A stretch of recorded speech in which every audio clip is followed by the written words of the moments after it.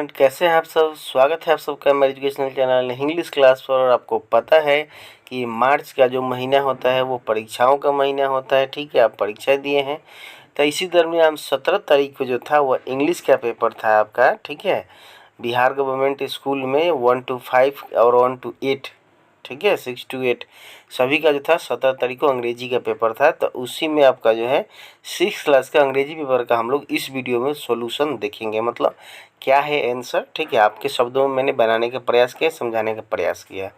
अगर आप इसको जल्दी देखना चाहते हैं तो मैंने इसका शॉर्ट वीडियो भी बना दिया है, डिस्क्रिप्शन में लिंक दे दूंगा, आप वहां से जाकर उसको देख लीजिएगा। ठीक है, तो आइए शुरू करते हैं आज का वीडियो। इससे पहले कि अगर आप मेरे चैनल पर पहली बार जुड़ रहे हैं, देख रहे हैं, तो चैनल को लाइक कीजिएगा, सब्सक्राइब कीजिएगा, शेयर कीजिएगा। ठीक है, देखिए आपका जैसे टाइटल यहाँ पर लिखा गया है, जो लिखता है हमेशा से बिहार सरकार का जो आपका कक्षा 6 का है, 2 घंटा समय है, अंग्रेजी विषय है, 50 नंबर का है। सीधे आते हैं हम लोग क्वेश्चन पर। इसमें भी दिया है आपका fill in the blanks, word देखकर हम लोग को भरना है। कह रहा है कि the spice dash is very useful for body pain. तो आपका ऑप्शन से चुनिएगा कि कौन सही होगा। तो इसमें सही हो जाएगा टर्मरिक, मतलब होता है हल्दी, पहला नंबर में हल्दी। इसका मतलब है कि स्पाइस हल्दी यानी कि जो मसाला हल्दी है वो हमारे बॉडी के दर्द के लिए बहुत फायदेमंद होता है, उपयोगी होता है। 2 नंबर, दीपिका कुमारी इज और ए आर्चर फ्रॉम झारखंड। दीपिका कुमारी जो है आपका बुक से दिया हुआ है, उसमें है बहुत बच्चे जहाँ तक अलग अलग राज्य से बिलोंग करते हैं, एक लेसन है ना, उसी लेसन से है। तो दीपिका जो थी एक आर्चर थी झारखंड की। ठीक है, तो आर्चर सही हो जाएगा इसमें। 2 नंबर में मतलब होता है धनुषधर। दीपिका कुमारी जो है जो एक झारखंड की धनुषधर है, तीर चलाने वाली लड़की है। तीसरा question, dash is a physical and mental and spiritual practice that originated in ancient India. कौन इसमें से जो है वो हमारा शारीरिक, मानसिक और आध्यात्मिक दोनों जो है वो प्रैक्टिस अभ्यास का चीज़ है, जो कि एंशिएंट समय से, प्राचीन काल से ही इसकी उत्पत्ति हुई और हम लोग करते आ गए हैं। तो वो है आपका योगा। ठीक है, 4 number question, Bharat has been known world wide as the land of wise and heroic.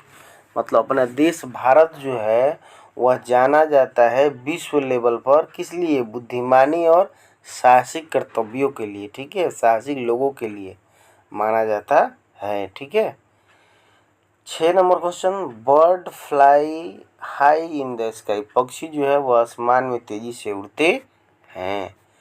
चलिए उड़ते हैं। 2 नंबर क्वेश्चन, ट्रू फॉल्स बताना है। कह रहा है कि Madhubani painting is a traditional art from Bihar. Bihar की मधुबनी पेंटिंग जो है वह एक पारंपरिक क्या है, कला है। तो सही है, यह ट्रू होगा। दूसरा number, the kites look like bird of the different colour in the sky. आपका जो पतंग होता है वह आसमान में पक्षी की तरह कलरफुल दिखता है। ठीक है, तो यह भी सही है। तीसरा question, Ila Sachani is very good at Kathiawar embroidering. Ila Sachani का एक लेसन है, संबंधित सबसे लास्ट लेसन है आपके बुक का, उसमें वो जो है काठियावाड़ यह जगह का नाम है, और ये आपका एम्ब्रॉयडरिंग का मतलब होता है हाथ की बुनाई करना कपड़ों पर। ठीक है, तो यह एक बहुत अच्छे हाथ की बुनकर थी। ठीक है, डिजाइनिंग करने वाली, तो यह भी सही है। चौथा number, tulsi leaves can be washed and eaten raw. Tulsi के पत्तों को जो है कच्चा ही धोकर खाया जा सकता है, तो यह भी सही है।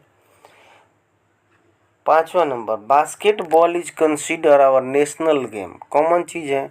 ठीक है, बास्केटबॉल को जो है हमारा नेशनल गेम कहा जाता है, राष्ट्रीय खेल कहा जाता है, ये गलत है। ठीक है, वो होगा हॉकी। तो ये हो गया आपका ट्रू फॉल्स। चलिए चलते हैं नेक्स्ट पेज की तरफ। तीसरा क्वेश्चन कह रहा है आपका, इसमें भी मिलाना है, तो देखते हैं कौन से क्या होगा। Sao dust of would. Sao dust मतलब जो लकड़ी को काटा जाता है, चीरा जाता है, तो उसमें से छोटा छोटा जो महीन निकलता है जिसको हम लोग भूसा कहते हैं, तो उसी को डस्ट ऑफ वुड कहते हैं, लकड़ी का टुकड़ा, मतलब कि डस्ट, चूर। उसके बाद पॉपुलरिटी का मतलब होता है फेम यानी कि प्रसिद्धि, दोनों का मतलब प्रसिद्धि होता है। डिटर्मिनेशन मतलब होता है दृढ़ निश्चय, मतलब इच्छा शक्ति, विल पावर, दोनों का मतलब सेम होता है। उसके बाद आपका डी नंबर कह रहा है कि सिंगल माइंडेड, मतलब सिंगल माइंडेड का मतलब होता है ध्यान आकर्षित करना, एक जगह लगाना। और ई नंबर कह रहा है कि चैलेंजेज, मतलब परेशानियाँ, कठिनाइयाँ, डिफ़िकल्टियाँ, प्रॉब्लम, दिक्कत। ठीक है, तो इस दोनों का मतलब सेम है। ये सिनोनिम वर्ड दिया है, समानार्थक शब्द दिया है कि दोनों का एक ही मीनिंग है। चलिए चौथा नंबर क्वेश्चन को देखते हैं। कह रहा है आपका चौथा नंबर कि व्हाट इज़ द एक भारत श्रेष्ठ भारत प्रोग्राम ऑल अबाउट। एक भारत श्रेष्ठ भारत प्रोग्राम क्या है, आपके बुक से ही ये क्वेश्चन है। तो it was started by our prime minister Narendra Modi on 31 October 2015। हमारे देश के प्रधानमंत्री के द्वारा 31 अक्टूबर 2015 को इसकी शुरुआत हुई थी। इट्स थीम वाज, और इसका मुख्य उद्देश्य है टू इंक्रीज, बढ़ाना, the brotherhood of all state of India. ठीक है, भारत के सभी राज्यों को भाईचारा बनाना। ठीक है, सभी धर्म को मिलाकर रखना, भाईचारा बनाना इसका उद्देश्य है। ठीक है, बी नंबर क्वेश्चन करेंगे राइट 6 लाइन अबाउट काइट्स। पतंग के बारे में 6 लाइन लिखना है। तो आप देख लीजिए क्या लिखा हुआ है। Kites fly in the sky, पतंगे आसमान में उड़ती हैं।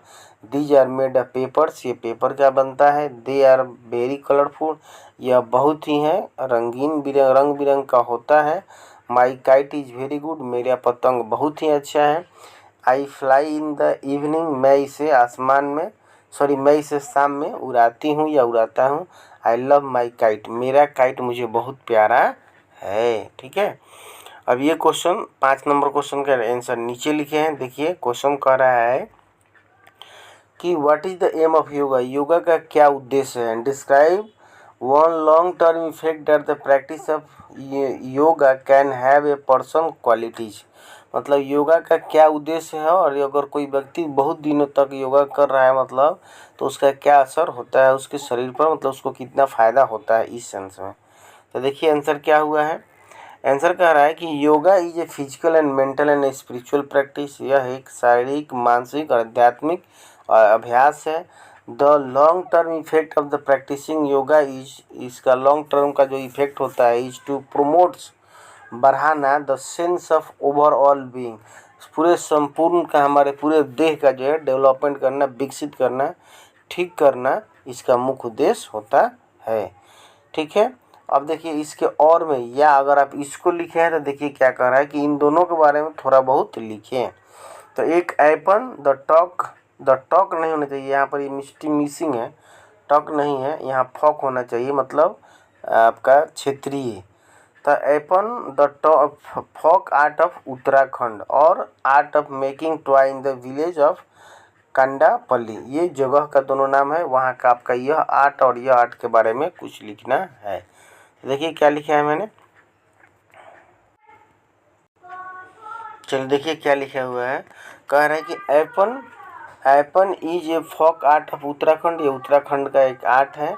दे ड्रॉ, यानी कि यह आर्ट बनाया जाता है, ठीक है, on family function and festival. इसको वे लोग ड्रॉ करते हैं, इसको आपका एपन आर्ट को वे लोग ड्रॉ करते हैं कब कब, तो फैमिली फंक्शन के दौरान और फेस्टिवल के दौरान। ठीक, अगला कह रहा है कि art of making toy in village Kondapalli. तो making toy is an art of Andhra Pradesh, यह आंध्र प्रदेश का है। And it is about 400 years old art, और 400 वर्ष पुराना ये कला है। ठीक है, वहाँ का आंध्र प्रदेश का। It is made of soft wood, और यह बनता है मुलायम लकड़ियों से बनाया जाता है। और भी बहुत डिटेल है लेकिन थोड़ा बहुत कहता है लिखने के लिए, इसलिए मैंने थोड़ा सा लिखा है। ठीक है स्टूडेंट, तो ये था आपका इस पेपर का सॉल्यूशन। कैसा लगा कमेंट करके बताइएगा। ठीक है, थैंक यू।